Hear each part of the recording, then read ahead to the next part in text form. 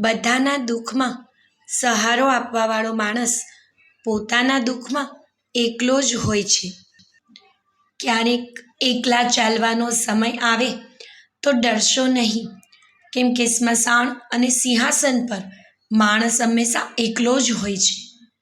દુઃખ સહન કરવાની જ્યારે આદત પડી જાય છે ત્યારે આંખમાંથી આવતા આંસુ બંધ થઈ જાય છે.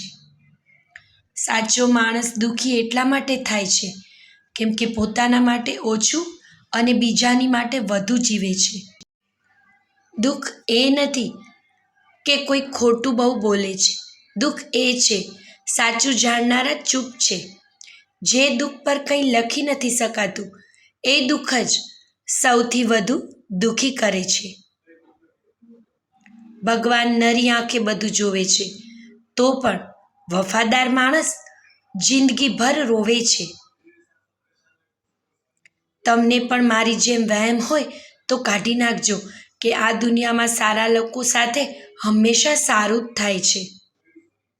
જ્યાં સુધી તમે ચૂપ રહીને સહન કરશો ત્યાં સુધી આ દુનિયાને બહુ સારા લાગો છો, પણ એકવાર જો તમે સાચું બોલી દેશો તો તમે સૌથી ખરાબ બની જશો.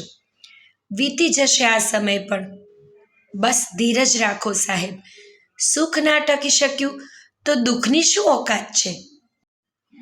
દુઃખમાં પોતાના લોકો જ સાથ આપે એ તો ખબર હતી, પણ પોતાના જ દુઃખ આપશે એ વાતની ક્યાં ખબર હતી. કેટલું દુઃખ થાય છે જ્યારે 1000 વખત માફ કર્યા પછી પણ એ માણસ વારંવાર એ જ ભૂલ કરે. એક દિવસ તમને પણ સમજાઈ જશે કે અમુક લોકો માટે તમે જીવ આપી દો ને તો પણ બદલામાં તમને દુઃખ સિવાય બીજું કંઈ જ નહીં મળે.